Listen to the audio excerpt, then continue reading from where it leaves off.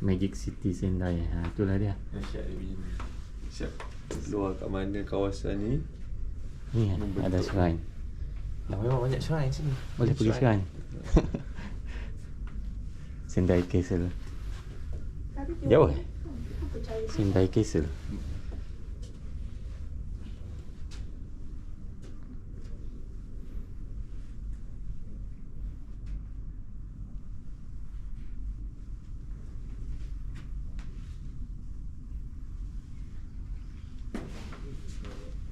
Dia ada balang macam ni.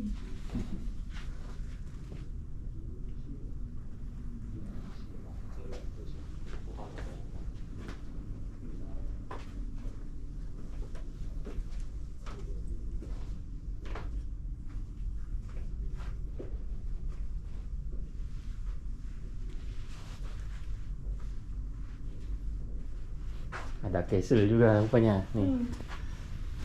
Tapi tak tahu mana. Kah kita sini? Bukan.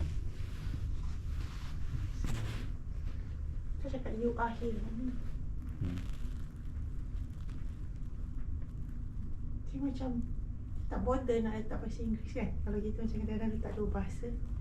Dia tak. Orang yang kena belajar bahasa ni.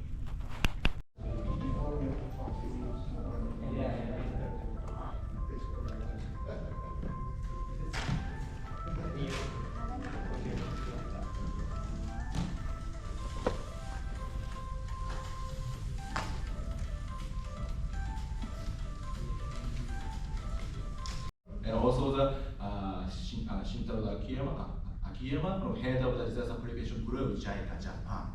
So after the full topic presentation talks, then we will have some discussions.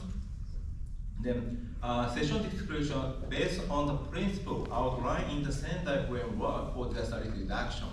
The importance of the pre-disaster investment in disaster risk reduction has become increasingly highly recognized, but there are numerous challenges to its full-scale implementation.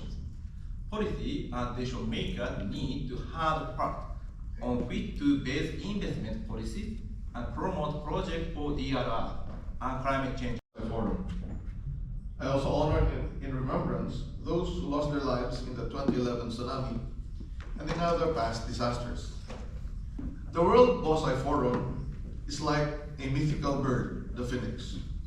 It rose from the ruins and destruction of the 2011 Tohoku earthquake and tsunami to give new life and learnings, directions, and gameplay to guide society's aspirations for disaster resilience. In the aftermath of the 2011 Sensei, and thank you so much for coming here today, and also very informative and insightful opening speech by Your Excellency Dr. Soridan for Philippines. And as Dr. Soridan pointed out, not only in this session but also in the other sessions, our topic and discussion theme here will be not only surviving but also how we can thrive ourselves. And also in the context of the head and toe To capture how change of frequency, the risk, these 30 years, 40 years. In Japan, we have the flat record over the 30, 40 years. Therefore, I just using a fact of the flat record to counting the how frequency inundation change in from 1990 to the 2020 to discussing how the development, also the risk is turned with time. Then using the same idea for the global scale, so using the satellite observation nowadays, we can capture the inundation. From Tokyo University. Today I would like to explain about how we can quantify the hazard and risk curve by using the satellite and flood hydrological model. So in this case, we only consider flood as the disaster. The explanation of our methodology already explained by Komori Sensei, so I will go directly into the result. But we conduct this analysis in the state of Maharashtra, India. This is because the state of Maharashtra or India in general has a very high precipitation and very prone to flood, especially during the monsoon season. And it is also reported that the Mumbai and New Delhi in the future, because of the climate change, will experience the degree of precipitation and temperature that no countries and no region has ever experienced before. So, as Komori-sensei mentioned before, that this study is utilizing the hydrological model and also satellite imageries, and this image showing the flood frequency.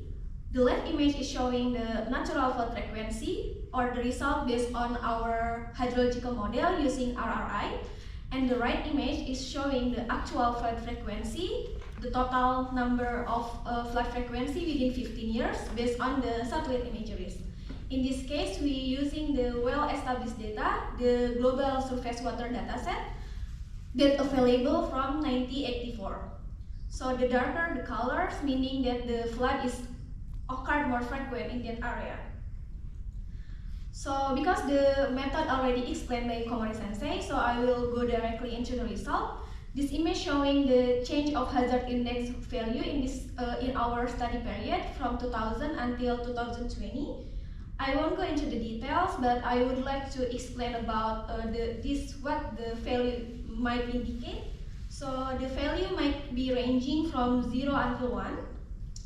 This area with the hazard index value 0 means that the area is very prone to flood, while 1 means that in this area no flood occur within 15 years of our rainfall scenario. So we can say that it is a flood safe zone. However, because our study only limited it to 15 years study period, so a flood might occur if the precipitation is higher than that rainfall period. The next one is this figure showing the time series of hazard index from 2000 until 2020, and the red line is showing the average value. We can see that the increasing trend can be observed in recent years, which indicates that there are less number of flood events occurred. And although the values might vary among the region, and the second one, this less flood event can be caused because there are changing climate pattern, or the second one because there are new flood mitigation measures taken into effect in that specific region. However, on the right image, although I'm sorry that we cannot see clearly because the grid is very small, it is 500 meters, but we can also observe the increasing number of flood in some new region that didn't have historical flood before. And this phenomena may be caused by the changing climate patterns. Specifically, there are precipitation increase. The second one, it is also caused by the land use and land cover change. And the last one, it might be also caused by the urbanization impact. The next one is how we can calculate the reduced risk index. Komori-sensei already explained this methodology before, but I would like to emphasize what the index means.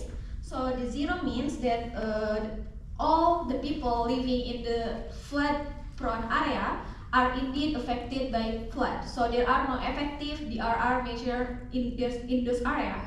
And the grid with the value 1 means that all the people living in flood-prone area are safe from flood event. So there are completely effective DRR measure.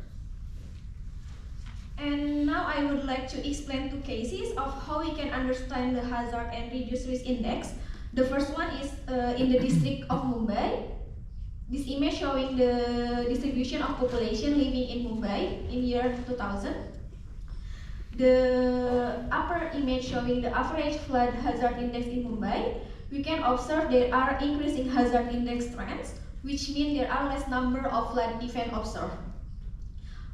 And if we also see at the lower image, which showing the average reduced flood risk index in Mumbai, we can also see there are the increasing reduced risk index trends, which mean less population are affected by flood. And if we consider point by point, we can see, like for example, in year 2000, the DRR effect can mitigate 32% of potential flood, while while protect 22% of population in flood-prone area.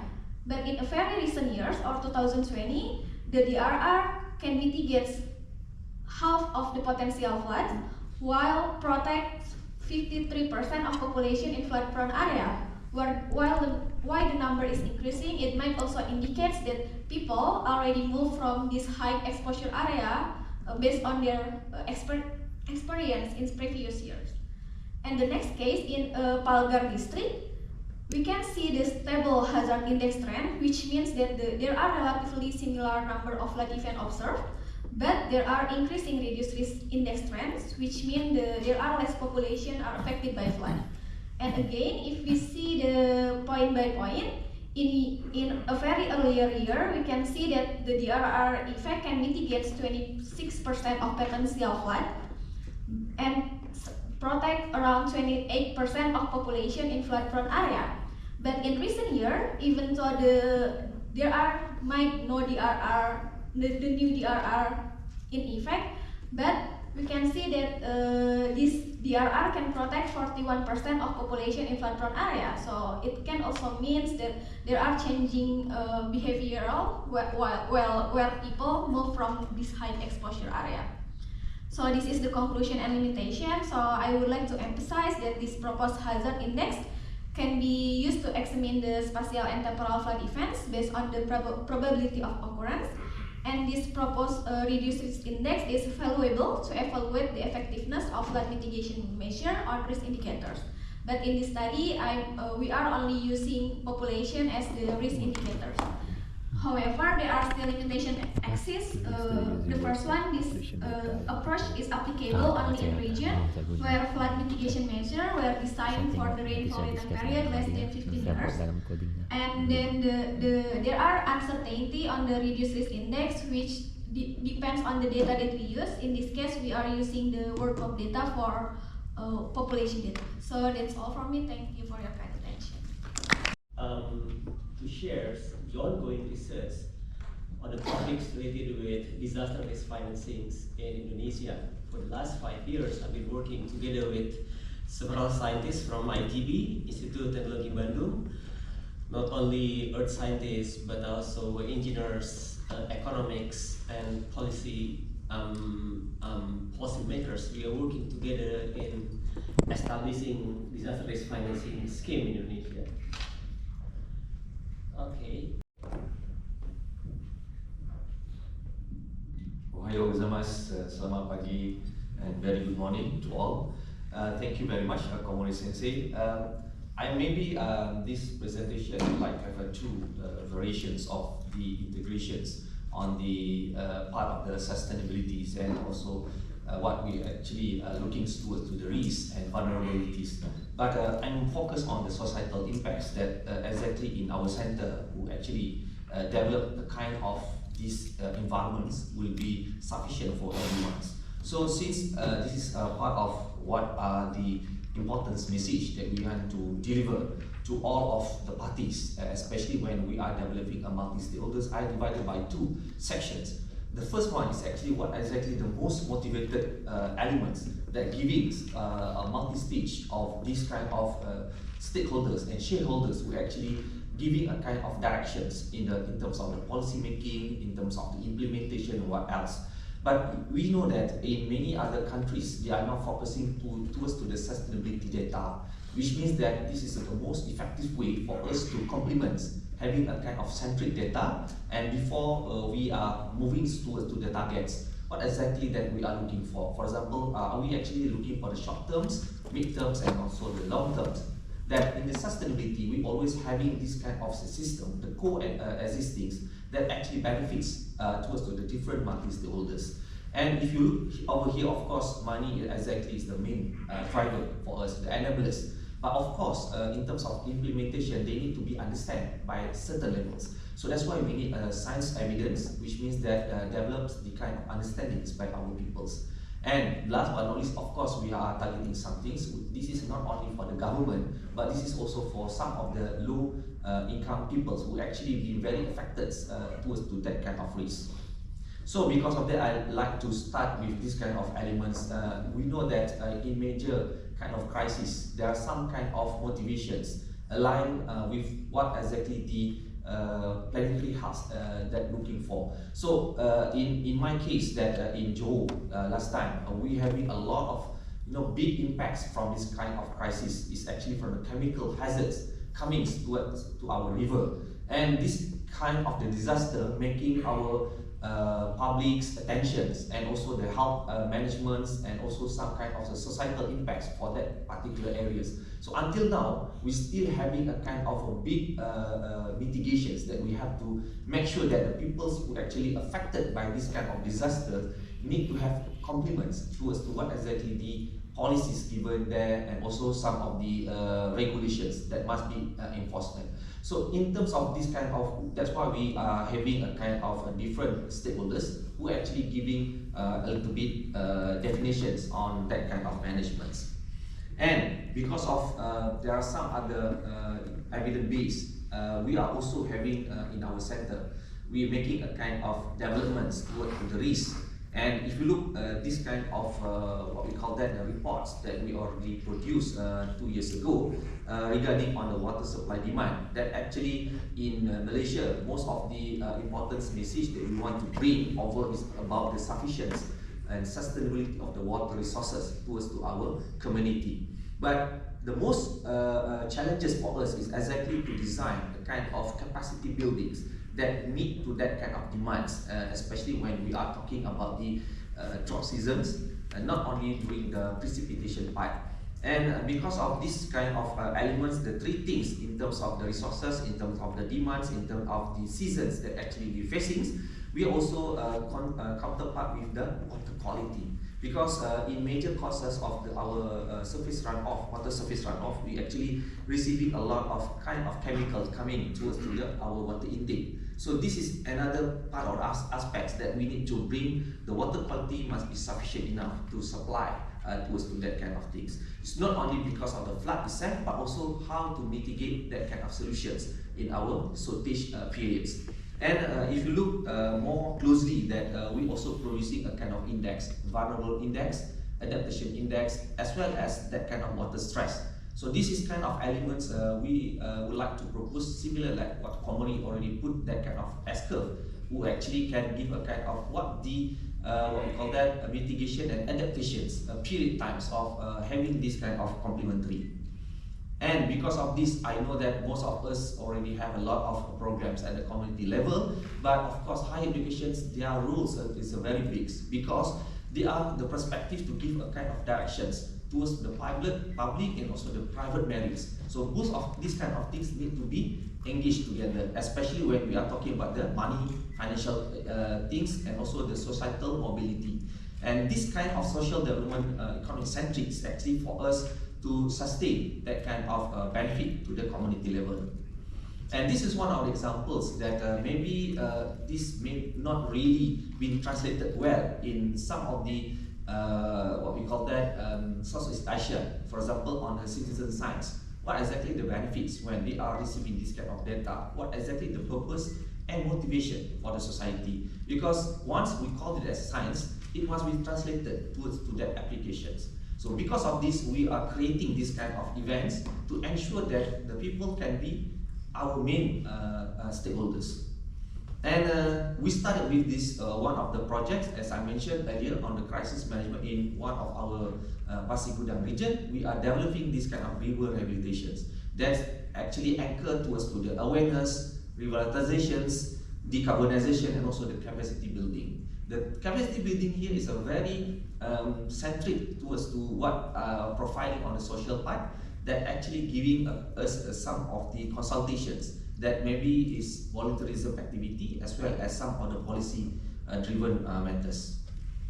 And this is a part of our starter kits during that time, and we are now moving towards the 2035. We do hope that we can get a little bit reflections in terms of what exactly we are conducted in that particular area. And we are being supported majorly by our local municipalities. So they are actually very useful towards to the toolkits that they can use for other replications activities for other communities.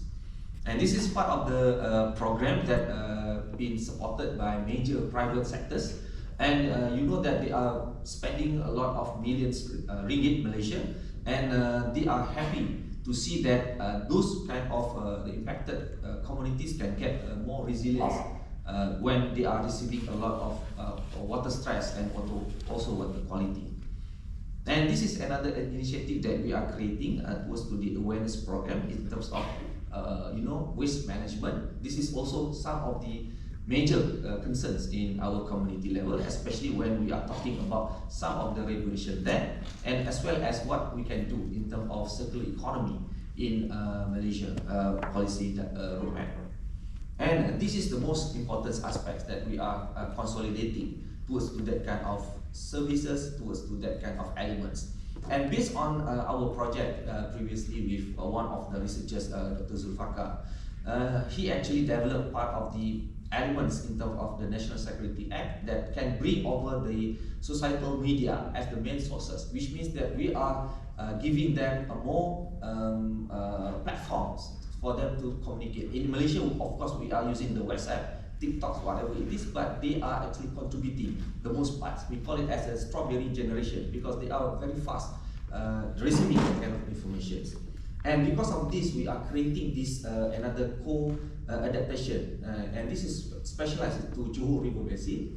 If you look towards to the right corner there, so the flood is actually common in Johor. But what exactly the most important and very interesting part is we are integrating between the public awareness as well as the data evidence. So data evidence, if you look there in the bullet types there, is actually based on the flood occurrence from the data from the central government. But those kind of the green colors and also the triangles is actually coming from the publics.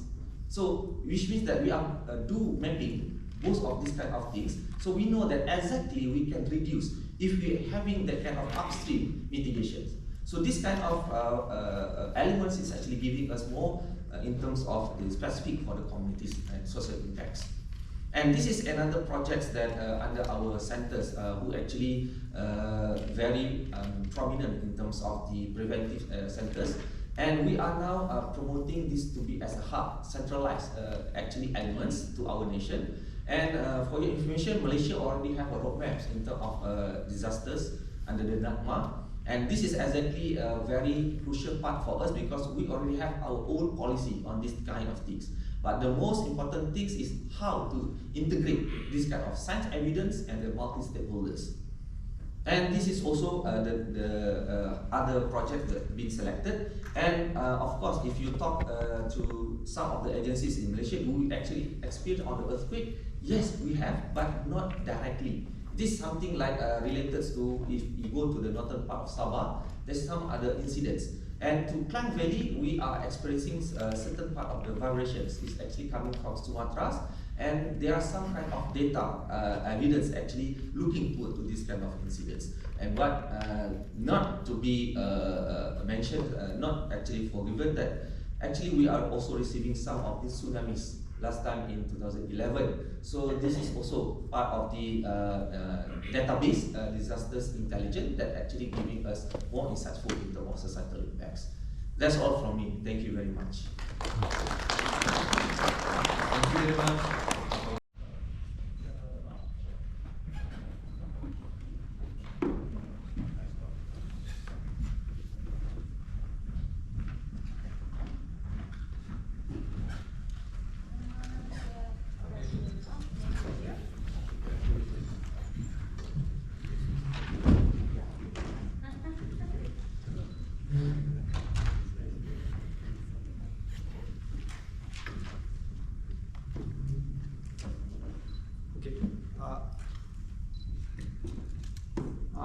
From here, I'm moderating the discussion. Thank you so much once again for the very informative, insightful speech and presentations. And I like to re-emphasize the purpose of the panel discussion here again. One thing is scientific evidence part. We already had 4 presenters, and each of those had very rich information regarding scientific evidence. And we have evidence, but how we can deal with multi-stakeholder perspective is another issue. And most of the presentations have given very rich information. Like Indonesia has multi-hazard annual loss estimation and risk analysis, and risk finance is very crucial.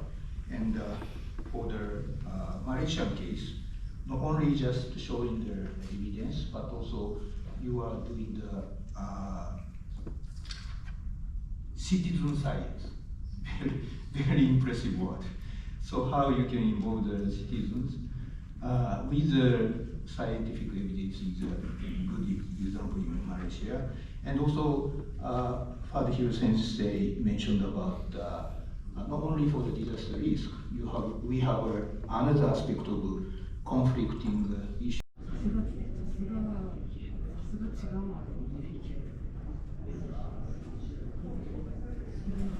Okay, jom kita pergi Shirakasi Conference Hall kat sini. Ini Shirakasi. So, untuk kita tengok video dari atas. Ni ramai program tu, nanti makanan apa semua dia beri. Okay, jom kita pergi Shirakasi. Nampak dekor tu cantik. Yang dia buat daripada kertas. Jom kita jalan-jalan pusing area sini.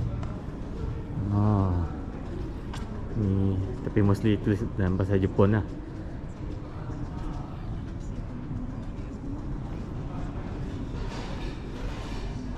Duit yen.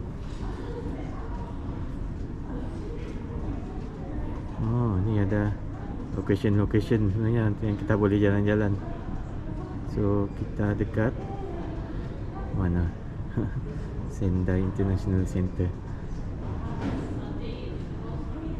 Tak apa, kita nak jalan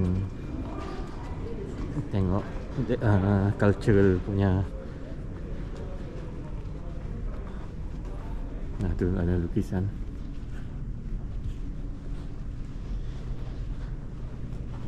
Nah, ni masuk sini. Ni tempat tadi.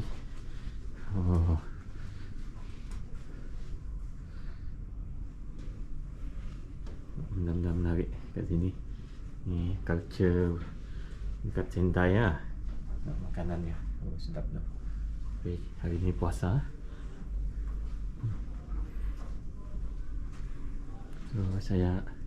So saya ada 30 minit untuk jalan-jalan dalam ni. Lepas tu kita join session dekat Shirakasi Conference Magic City Sendai. Ni. Wish kalau boleh pergi Sendai Castle ni. Wish. Ngam.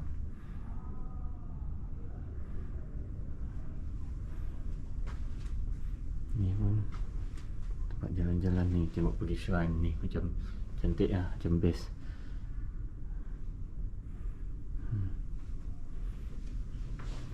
Okay, jom. Ni tadi saya masuk.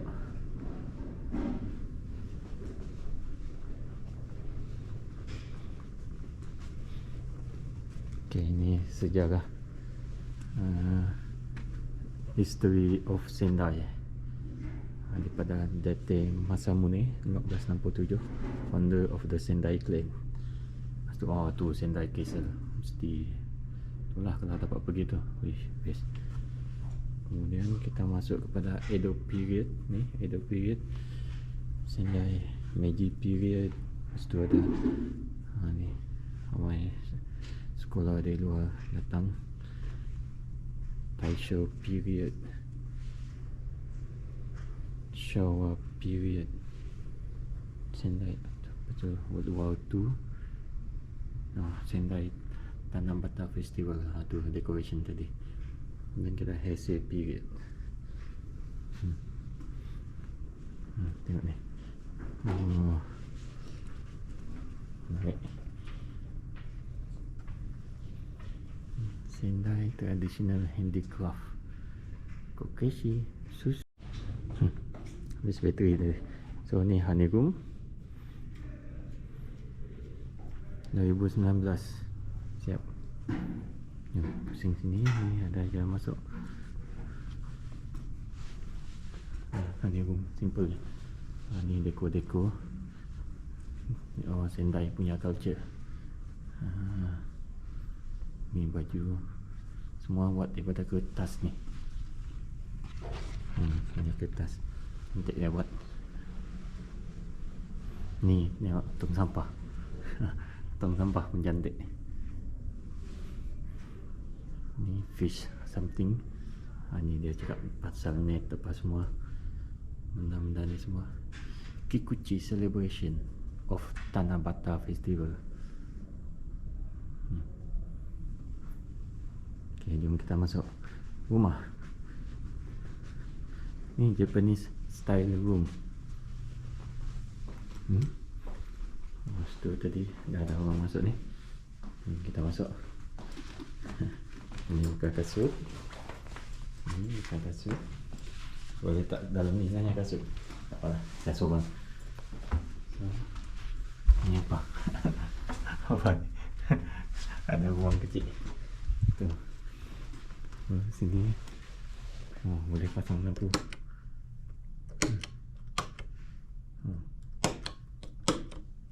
Tekan je. Oh, ada tatami bawah ni. Ni bilik air ke apa? Japanese style room. Pendek dia ni. Tapi dia slide boleh slide.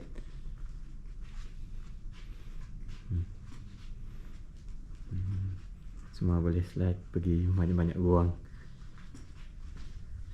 Sini wardrobe lah rasanya. Jadi kita tengok wardrobe. Belakang ni ada taman. Oh, ada taman. Boleh buka, boleh keluar. Saya tak keluar. Dia kecil ya taman depan ni. Macam tu ya. Macam tu. Menarik. Dia ada tempat air apa semua tu. Cantik. Ni pun apa? Wardrobe juga. Ada Swiss semua. Tempat simpan barang.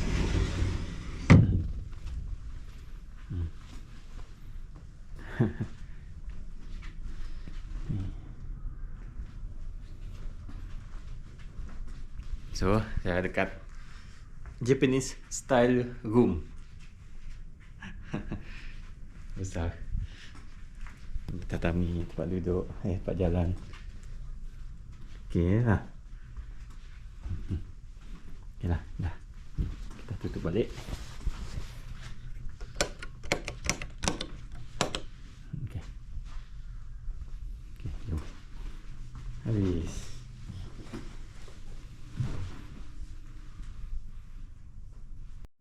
Apa ni? Riverside sister city across the sea. Created by Riverside artists. Sendai Multicultural Center.